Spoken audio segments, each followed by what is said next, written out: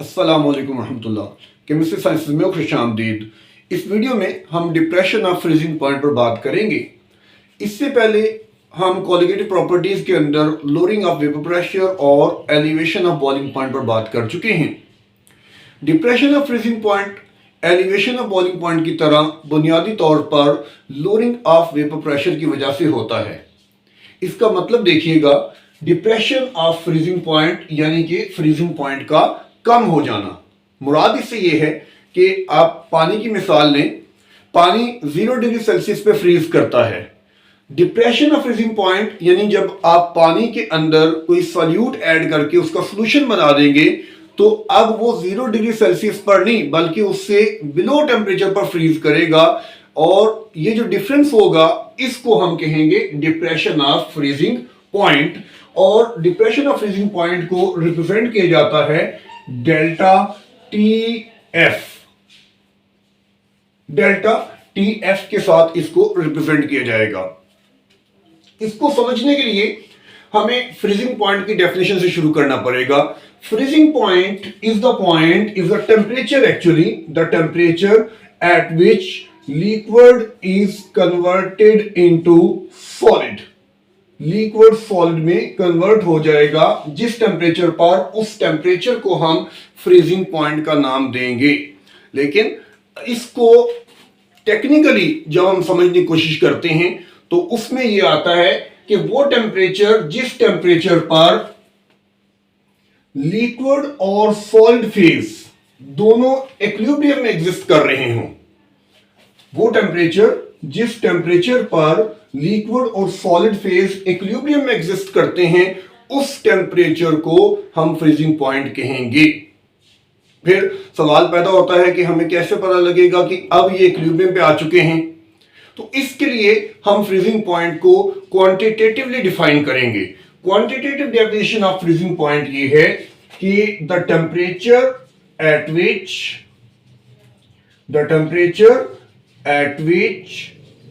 the vapor pressure of liquid phase become equal to the vapor pressure of solid phase। एक liquid और एक solid यानी उसी substance के लिक्विड और सॉलिड फेज का वेपर प्रेशर जब बराबर हो जाएगा, दैट मीन कि उस सब्सटेंस का लिक्विड और सॉलिड उस वक्त इक्विलिब्रियम पे है, और जिस टेम्परेचर पे ये इक्विलिब्रियम मेंटेन करेगा उस टेम्परेचर को हम फ्रीजिंग पॉइंट का नाम देंगे। ये डेफिनेशन समझना बहुत इंपॉर्टेंट है, और इसको समझने के बाद अब हम अगले लेवल पर जाएंगे कि इसको डिप्रेशन के साथ हम कैसे रिलेट करते हैं। तो डिप्रेशन को समझने के लिए जो सबसे आसान तरीका है वो ये है कि हम इसको ग्राफ की मदद से रिप्रेजेंट करें। एक ग्राफ बनाते हैं जिस ग्राफ में एक तरफ एक्स एक्सिस पर हम टेम्परेचर को रिप्रेजेंट कर रहे हैं और दूसरी तरफ हम वेपर प्रेशर को रिप्रेजेंट कर रहे हैं। नोट करें, किसी भी एक पर्टिकुलर टेम्परेचर से हम इसको स्टार्ट कर सकते हैं। लेट्स से कि इस टेम्परेचर के ऊपर ये एक पॉइंट है जो कि रिप्रेजेंट करता है प्योर लिक्विड सॉलिड के वेपर प्रेशर को। Vapour pressure of pure liquid solvent. Liquid solvent का वेपर प्रेशर, इसको आप ऐसा करें, पॉइंट ए नाम दे लें कि पॉइंट ए इसको रिप्रेजेंट कर रहा है। डेफिनेशन में देखें, हमारे पास दो चीजें होनी चाहिए, vapour pressure of liquid and vapour pressure of solid.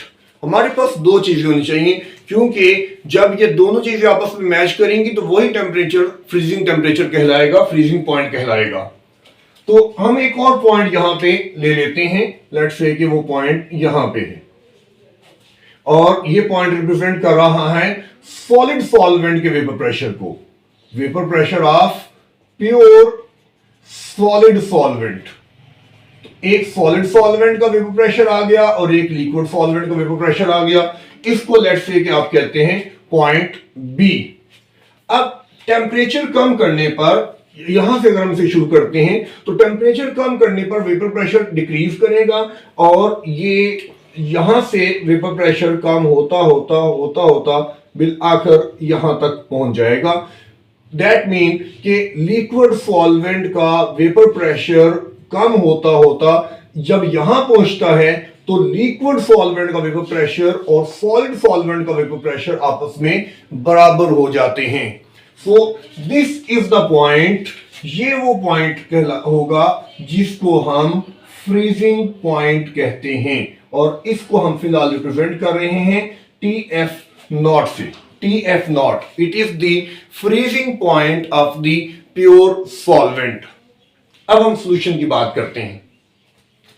तो लेट्स से इसी टेम्परेचर पर हम सॉल्यूशन को देख रहे हैं और इस पॉइंट पर, इस टेम्परेचर पर, जिस टेम्परेचर पर सॉल्वेंट, प्योर सॉल्वेंट का वेपर प्रेशर पॉइंट ए से रिप्रेजेंट हो रहा है, उसी टेम्परेचर पर सॉल्यूशन का वेपर प्रेशर हम पॉइंट सी से रिप्रेजेंट करते हैं।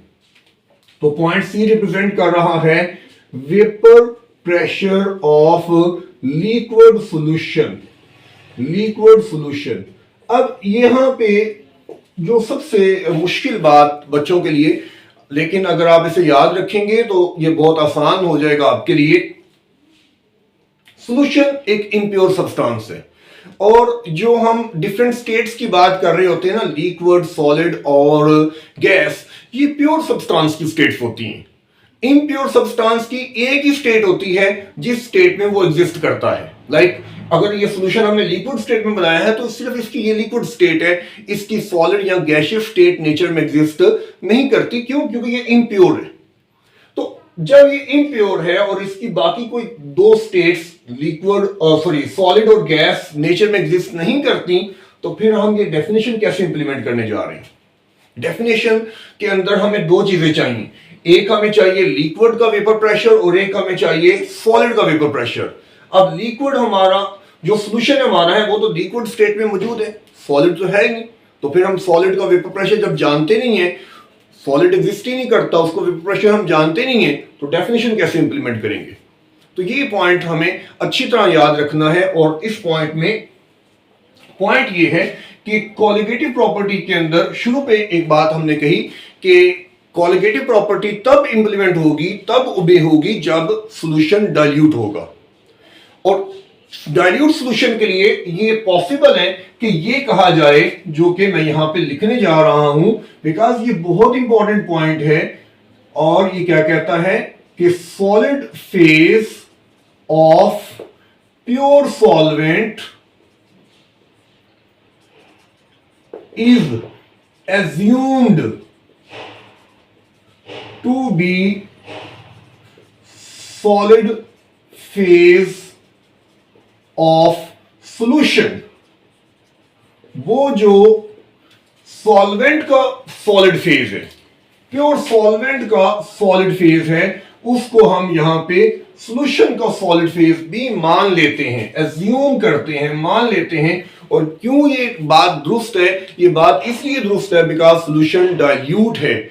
और यही वजह है कि कोलिगेटिव प्रॉपर्टी को हम डाइल्यूट सॉल्यूशन के लिए स्टडी करते हैं, वरना तो यहां पे हमारे लिए इम्पॉसिबल हो जाए इस सॉल्यूशन के फ्रीजिंग को समझना कि सॉल्यूशन फ्रीज कैसे करेगा, बिकॉज जब उसका सॉलिड एग्जिस्ट ही नहीं करता तो वो फ्रीज ही नहीं करना चाहिए। तो ये एक इंपॉर्टेंट पॉइंट है याद रखने के लिए। आप इसे याद रखेंगे तो फिर हम इसको ग्राफ में अप्लाई करेंगे। तो अब ग्राफ की तरफ चले तो हम देखते हैं कि इस पॉइंट का मतलब ये है, और इस डेफिनेशन को भी हम साथ लेके चले तो दोनों चीजों को मिला के हमें समझ आती है कि सॉल्यूशन तब फ्रीज करेगा जब सॉल्यूशन का वेपर प्रेशर सॉलिड सॉल्वेंट के वेपर प्रेशर के बराबर हो जाएगा। सॉल्यूशन का वेपर प्रेशर सॉलिड सॉल्वेंट के वेपर प्रेशर के बराबर हो जाएगा। चलें अब इस ग्राफ को एक्सटेंड करते हैं।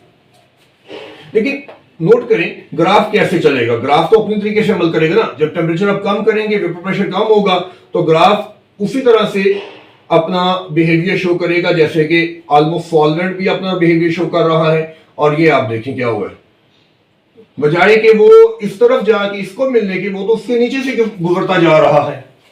तो वो गुजरेगा क्यों? क्योंकि वो अपना बिहेवियर चेंज नहीं करेगा। जैसे जैसे टेम्परेचर कम होता है वेपर प्रेशर कम होता है, और ये एक सीक्वेंस से होता है। ऐसा नहीं है कि रैंडमली होगा कि कहीं पे भी आप टेम्परेचर को कितना भी कम करें और वेपर प्रेशर को आप कहीं से भी कम पैदा कर लें। एक तरीके से एक सीक्वेंस के साथ होता है, जैसा कि ऊपर आपको सॉल्वेंट के लिए नजर आ रहा है, इसी तरह सॉल्यूशन के लिए भी आपको ये बात समझ आनी चाहिए, और ये एक तरीके से काम होगा। और यही वजह है कि जो हमें डिप्रेशन को समझाएगी कि डिप्रेशन कैसे आ गया। तो इसको आप नीचे से गुजार नहीं गुजरता है तो ये नीचे से गुजर जाएगा। अब इसका हल क्या है? इसको हम सॉलिड सॉल्वेंट के साथ बराबर कैसे करेंगे? तो हम यहां पे सॉलिड सॉल्वेंट की कर्व को भी आगे एक्सटेंड करते हैं। जैसे कि ये कर्व आगे निकल गया है, हम इसको भी आगे गुजारने की कोशिश करते हैं। अच्छा, लेट्स से कि आप ये फर्ज कर लें कि सॉल्वेंट जो है उसका वेपर प्रेशर जिस तरह से पहले डिक्रीज कर रहा था उसी तरह से डिक्रीज करता रहे। अगर तो हम ये मान लें कि जैसे यहां से वो वेपर प्रेशर डिक्रीज करता आ रहा है, टेम्परेचर के डिक्रीज करने से आगे भी डिक्रीज करता रहेगा, तो ये कर्व कुछ इस तरह से आगे बढ़ेगा। लेकिन इसका मतलब बिल्कुल डिफरेंट है। इसका मतलब ये है कि सॉल्वेंट यहां पे फ्रीज नहीं किया, सॉल्वेंट लिक्विड फॉर्म में रहेगा, सॉल्वेंट यहां पे फ्रीज नहीं किया। सॉल्वेंट के फ्रीज होने का मतलब यह है कि जब वो सॉलिड बन चुका है, सॉलिड में फोर्सेस स्ट्रांग होती हैं, तो उसका वेपर प्रेशर रैपिडली डिक्रीज करेगा। तो एक्चुअली ये जो ग्राफ है ये इस तरह से नहीं जाएगा बल्कि इस तरह से आएगा, ये नीचे को आएगा, इसमें रैपिड डिक्रीज नजर आएगा। और ये रैपिड डिक्रीज क्यों आएगा? रैपिड डिक्रीज इसलिए आएगा क्योंकि जैसे मैंने आपको बताया कि सॉलिड के अंदर फोर्सेस लिक्विड की निस्बत ज्यादा होती हैं। ये वाला जो पोर्शन है ये लिक्विड को रिप्रेजेंट कर रहा है और ये पोर्शन सॉलिड को रिप्रेजेंट कर रहा है। ये बात याद रखना बहुत इंपॉर्टेंट है कि आपको दोनों के अंदर डिफरेंस पता लगे। यहां पे सॉल्यूशन भी लिक्विड स्टेट के अंदर ही मौजूद है। तो आप नोट करें कि सॉल्यूशन की जो कर्व है वो तो नीचे से गुजर गई, लेकिन उसको हमने ऊपर वाली कर्व के एक्सटेंड करने से आपस में मिला दिया। जिस पॉइंट पर ये यहां पे मैच हो रहा है या आपस में मिल रहे हैं, ये वो पॉइंट है जहां पे सॉल्यूशन फ्रीज करेगा। This is the freezing point of the solution और इसको हम रिप्रेजेंट करते हैं TFS के साथ। और इस तरह इन दोनों पॉइंट्स के दरमियान ये जो आपको डिफरेंस नजर आ रहा है, this difference is the depression in freezing point. आप ध्यान करें, समझे बात को।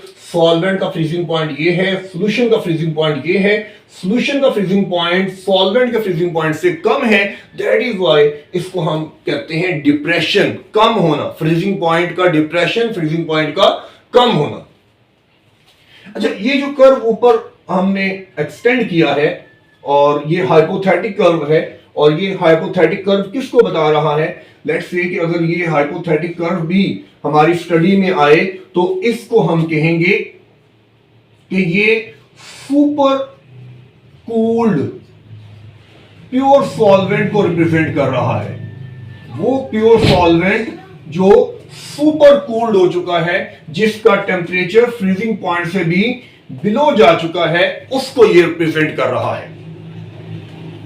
तो ये इसकी ग्राफिकल एक्सप्लेनेशन है जिससे हमें डिप्रेशन समझ आएगा कि डिप्रेशन क्यों कर हुआ और कैसे हुआ, और ये पॉइंट इसकी रीढ़ की हड्डी की हैसियत रखता है।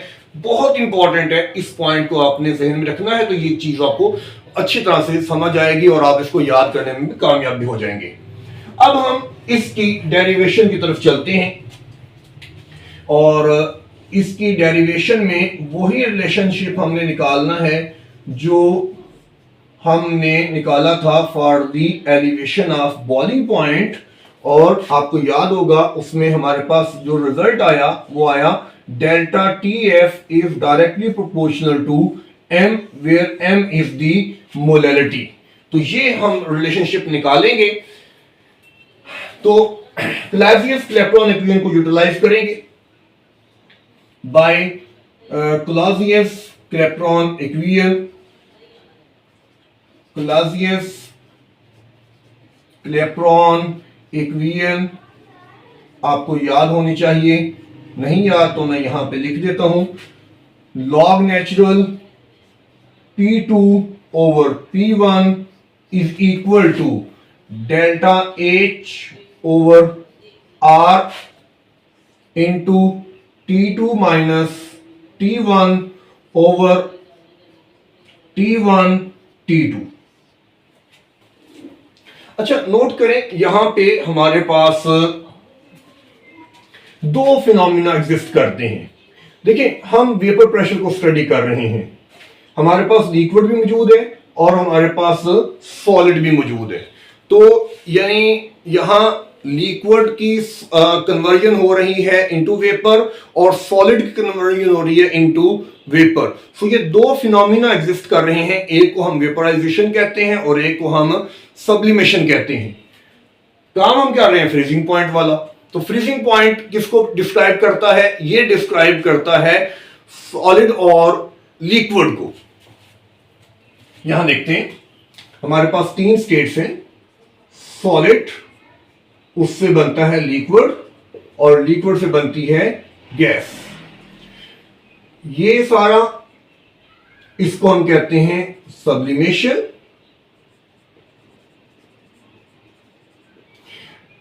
ये this is known as vaporisation. और ये जो बच जाएगा, दिस इज एक्चुअली मेल्टिंग और फ्रीजिंग।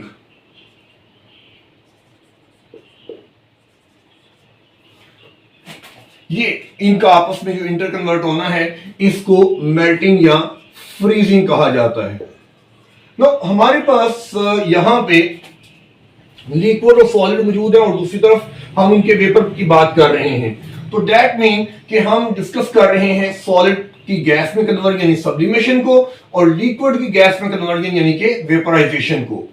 तो दरमियान में हमने निकालना क्या है? हमने फ्रीजिंग निकालना है। तो फ्रीजिंग कैसे आएगा? इस पिक्चर से आपको बात समझ आएगी।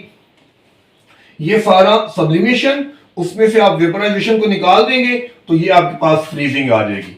यानी आप यहां पे कर्व को दोनों प्रोसेस के लिए स्टडी करेंगे, सब्लिमेशन के लिए भी और वेपराइजेशन के लिए भी। तो पहले सब्लिमेशन को स्टडी करते हैं। सब्लिमेशन पर देखिए, सब्लिमेशन कहां हो रही है? जहां पे हमारे पास सॉलिड की कर्व मौजूद है। तो सॉलिड की कर्व के ऊपर आप नोट करें कि एक प्रेशर हमारे पास ये आ रहा है और एक प्रेशर हमारे पास ये है। ये प्योर सॉल्वेंट का वेपर प्रेशर है। इसको लेट्स से हम कह लेते हैं P0। और ये सॉल्यूशन जब सॉलिड बनता है उसका वेपर प्रेशर है, इसको लेट्स से हम कह लेते हैं P। इसको P0 नहीं PF कहते हैं। फिलहाल P0 हम किसी और को नाम देंगे। तो सब्लिमेशन को स्टडी करेंगे।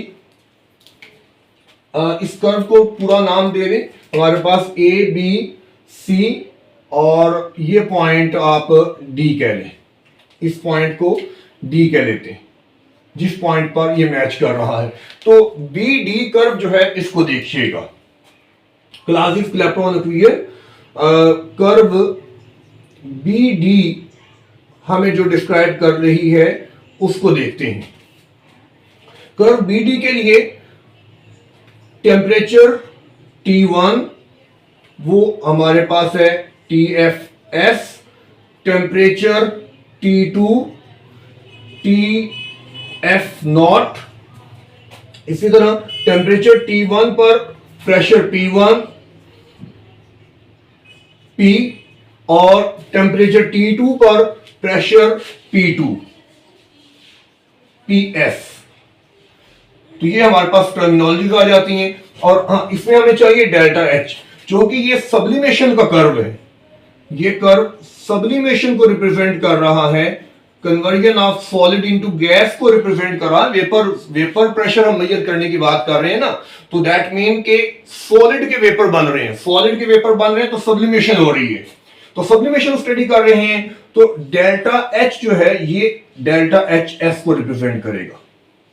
नाउ इक्वेशन में आप वैल्यू इनको रिप्लेस कर दें तो ये हमारे पास आ जाएगा log natural P S over P is equal to delta H S over R into T2 हमारे पास है T F not minus T1 T F S over T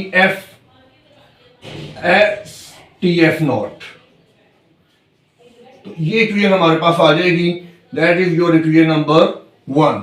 इसको हम आगे लेके चलते हैं और इससे पहले हम दूसरी जो कर्व है उसको भी स्टडी कर लें। अब देखिए कि दूसरी जो हमारे पास लिक्विड वाली कर्व है जिस पर ये दोनों टेम्परेचर आ रहे हैं और उसके अकॉर्डिंगली हम दो प्रेशर की बात कर सकते हैं, वो ये वाला एक कर्व है जिसको हमने आगे एक्सटेंड किया हुआ है। ये आप पॉइंट अगर इसको यहां से एक्सटेंड कर लें ये इधर, तो आपको यहां पे भी एक प्रेशर मिल जाएगा, ये वाला प्रेशर। ये प्रेशर इसको आप पी नॉट कहें। तो P S pure solid solvent का वेपर प्रेशर है, या आप कहें कि लिक्विड सॉल्वेंट का वेपर प्रेशर है, क्योंकि इस पॉइंट के ऊपर अकॉर्डिंग टू डेफिनेशन लिक्विड और सॉलिड का वेपर प्रेशर आपस में बराबर है। और जो पी नॉट पॉइंट आ गया हमारे पास, ये point super cooled liquid solvent के वेपर प्रेशर को रिप्रेजेंट कर रहा है। सुपर कूल्ड प्योर सॉल्वेंट, ये जो कर्व हमने एक्सटेंड किया था, ये सुपर कूल्ड प्योर सॉल्वेंट को रिप्रेजेंट कर रहा है और ये लिक्विड स्टेट के अंदर मौजूद है, लिक्विड में मौजूद है।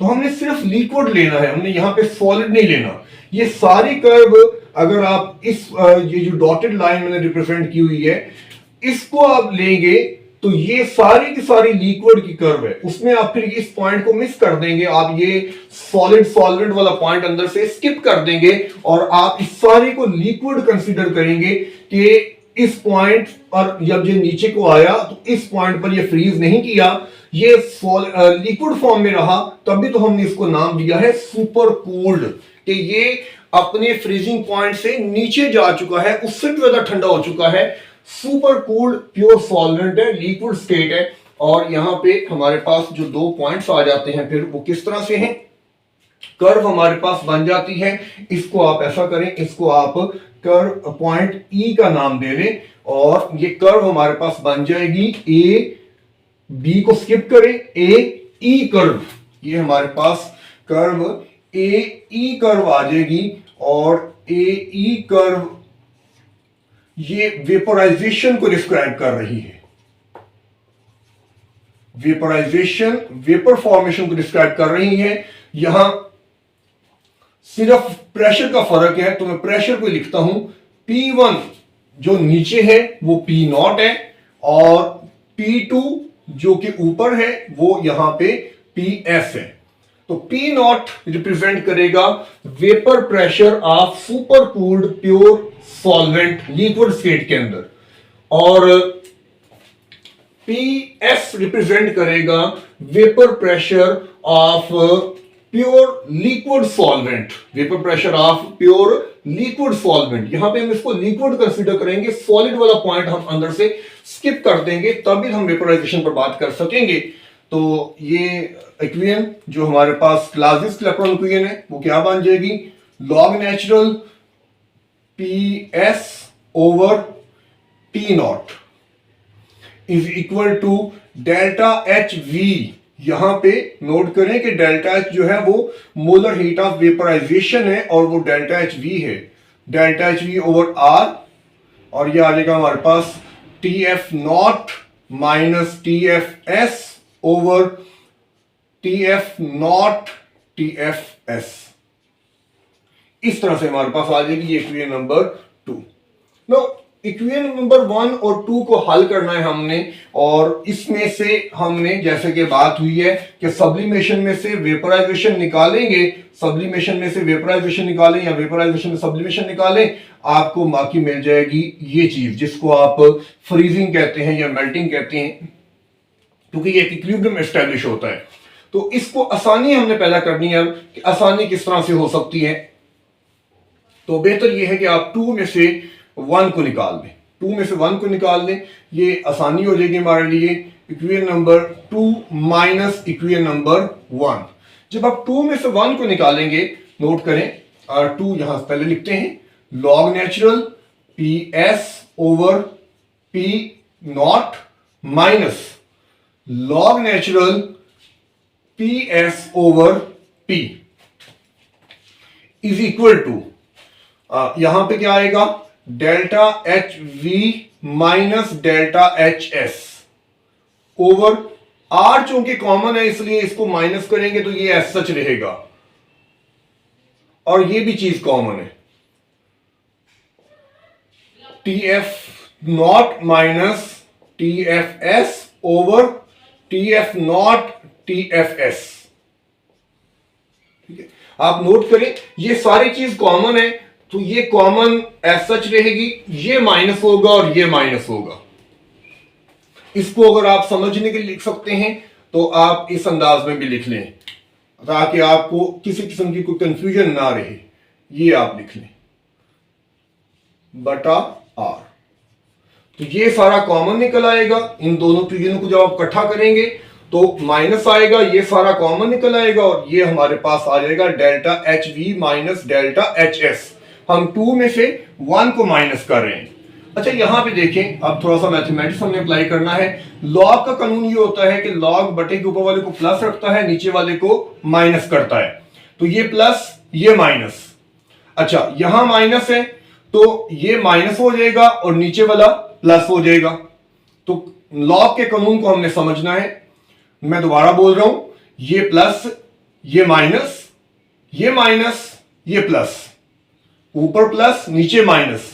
यहां भी ऊपर प्लस है नीचे माइनस है, लेकिन इस माइनस की वजह से ऊपर माइनस हो जाएगा, नीचे प्लस हो जाएगा। क्या मतलब इस सारे का, जो प्लस है और ये माइनस है ये तो कैंसिल हो जाएगा, ये माइनस बनेगा और ये प्लस बनेगा। तो इसका जो सॉल्यूशन निकलेगा वो ये निकलेगा P not, sorry, P over P not. इसको मैं नीचे रफ अमल में लिख देता हूं कि ये जो चीज मैंने ओपन की है वो किस तरह से की है, log natural P S minus log natural P not,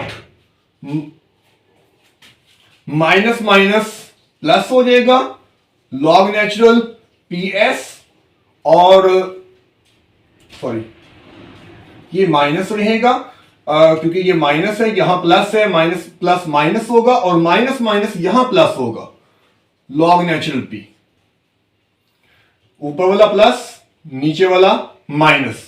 ऊपर वाला प्लस होना चाहिए था लेकिन माइनस की वजह से माइनस हो गया, नीचे वाला माइनस होना चाहिए था लेकिन माइनस की वजह से प्लस हो गया। अब देखें, ये माइनस हो गया, ये प्लस हो गया, कैंसिल, ये प्लस है, ये माइनस है, तो प्लस वाला ऊपर चला जाएगा, माइनस वाला नीचे आ जाएगा। तो अगर आपको मैथमेटिक्स आता है तो ये पॉइंट यकीनन आपको बहुत बोर करेगा, अगर नहीं आता तो फिर आपको यकीनन इसमें समझ आई होगी। और दूसरी तरफ जो है वो क्या है हमारे पास, दूसरी तरफ जैसे कि हम जानते हैं कि वेपराइजेशन में से सब्लिमेशन नहीं निकलता, सब्लिमेशन ज्यादा है, वेपराइजेशन कम है, तो सब्लिमेशन से वेपराइजेशन निकलता है। तो जब वेपराइजेशन में सब्लिमेशन निकालेंगे तो हमें माइनस का साइन लगाना पड़ेगा। ये छोटी है, ये बड़ी है, छोटी में से बड़ी वैल्यू निकालेंगे तो माइनस आएगा, लेकिन जवाब क्या आएगा, delta H F which is the molar heat of fusion. ये डेल्टा एच एस होती है, ये डेल्टा एच वी होती है और इसको हम डेल्टा एच एफ कहते हैं। ये सबसे ज्यादा है, उससे कम ये है और सबसे कम ये होती है। तो एस में से सब्लिमेशन में से वेपराइजेशन निकालेंगे तो बाकी बचेगा फ्यूजन। यहां हम वेपराइजेशन में सब्लिमेशन निकाल रहे हैं इसलिए हम माइनस का निशान लगाएंगे, डिवाइडेड बाय ये वाला आर, अब इसके नीचे ले आप और ये आ जाएगा आपके पास। इसको चलें आसानी कर लेते हैं, इसको डेल्टा टी एफ लिख लेते हैं ओवर, ये हमारे पास आ जाएगा T F not T F S. और थोड़ी सी आसानी करते हैं और ये कहते हैं कि as solution is dilute. So delta TF naught is approximately equal to delta TFS, which implies that delta TFS is equal to delta TF naught square. तो दोनों ऑलमोस्ट बराबर हैं, इसलिए हम इनको स्केयर की फॉर्म में लिख लेंगे और इस तरह ये इक्वेशन हमारे पास आ जाएगी log natural P over P not is equal to minus delta HF over R into delta TF over TF not का स्क्वायर। ब्रैकेट अब हम खत्म करेंगे अगले स्टेप में, लेकिन उससे पहले हम first definition of Raoult's law को यूज करेंगे। First definition of Raoult's law. Raoult's law की पहली डेफिनेशन हमें बताती है कि P is equal to P not x1। So यहां से हम कहेंगे P over P not is equal to x1, और फिर हम चूंकि जानते हैं कि x1 plus x2 is equal to 1, और यहां से हम अगर x1 की वैल्यू निकाल लें तो वो आ जाएगी 1 माइनस x2, और P over P not will become equal to 1 minus x2। आप नोट करें, हमारी इक्वेशन नंबर 3 इसको आप कह लेते हैं, और इक्वेशन नंबर 3 में ये P ओवर P नॉट मौजूद है। ठीक है, P ओवर P नॉट। ये जो इक्वेशन नंबर 2 को इक्वेशन 2 में से 1 को निकालने की स्कीम है ना, वो इस वजह से है। अगर आप 1 में से 2 निकालेंगे ना तो यहां पे आपके पास P नॉट ओवर P आएगा, और फिर आपको यहां माइनस निकालना पड़ेगा जैसे आपने पीछे एलिवेशन ऑफ बॉइलिंग पॉइंट में निकाला हुआ है। तो इसमें कोई नहीं है, आप 2 में से 1 को निकालें या 1 में से 2 को निकालें। आगे चलेंगे, इसको हम पुट करेंगे इक्वेशन नंबर 3 में। Put in equation 3। तो इक्वेशन 3 हमारे पास आ जाएगी log natural 1 minus x2 is equal to minus delta HF over R TF not का स्क्वायर डॉट डेल्टा TF। अब इसका जो आंसर है, जैसे कि हम पहले भी जानते हैं, इसको हल करेंगे तो इसका आंसर आएगा minus x2। By expansion series इसको ओपन करें और इसका आंसर हमारे पास माइनस x2 आता है, minus delta HF over R TF not का square dot delta TF। Minus minus से कैंसल, और इसमें से आप डेल्टा TF निकाल सकते हैं, तो delta TF will become to equal to R TF not का square over delta HF into x2। ये ऊपर चला जाएगा, ये नीचे आ जाएगा, और x2 एज सच है। तो ये वो इक्वेशन आ चुकी है जहां से अब हम आगे बहुत आसानी से चल सकते हैं, और इसको आप इक्वेशन नंबर 4 कह लेंगे। x2 हम जानते हैं it is equal to n2 divide by n1 plus n2, but हम इसको लिखेंगे x2 is equal to n2 over n1। क्यों? क्योंकि डाइल्यूट सॉल्यूशन के लिए n1 is very very greater than n2। अब यहां पे अगेन हमें मोलैलिटी के कॉन्सेप्ट को समझना है।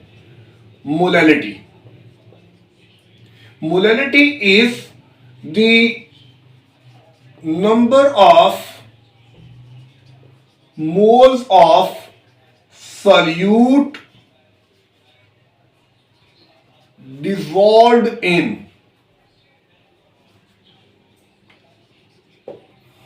1000 gram of solvent.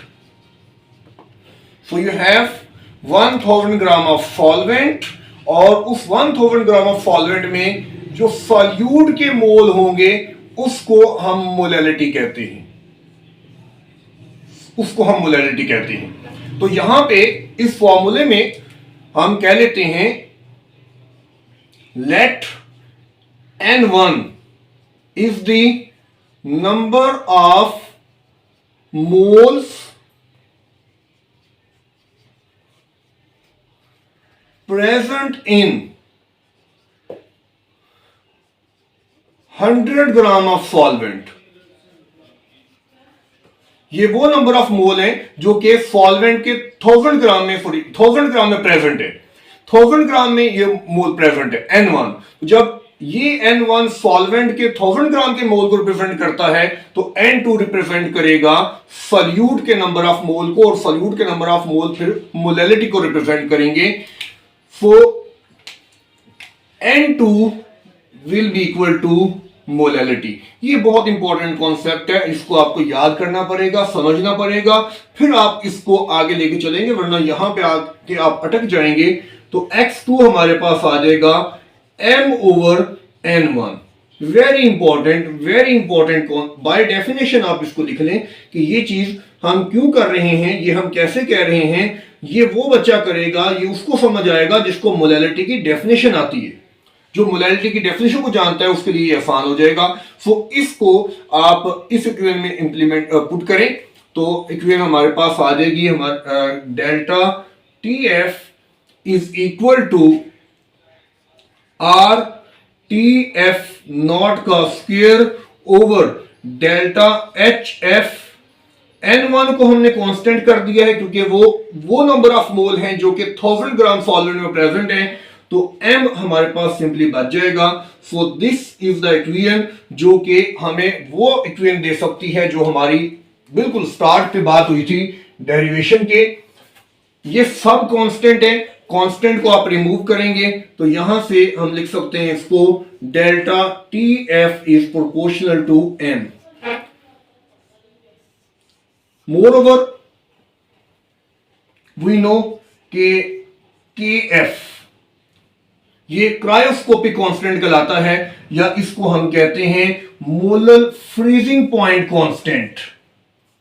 Molal freezing point constant, और ये बराबर है ऊपर जो वैल्यू बताई गई है आपको R TF नॉट का square over delta HF N1। और इसको मोलल फ्रीजिंग पॉइंट कांस्टेंट, या जैसे मैंने दूसरा नाम बोला इसका क्रायोस्कोपिक कांस्टेंट। ये दो इसके नाम हैं, क्रायोस्कोपिक कांस्टेंट।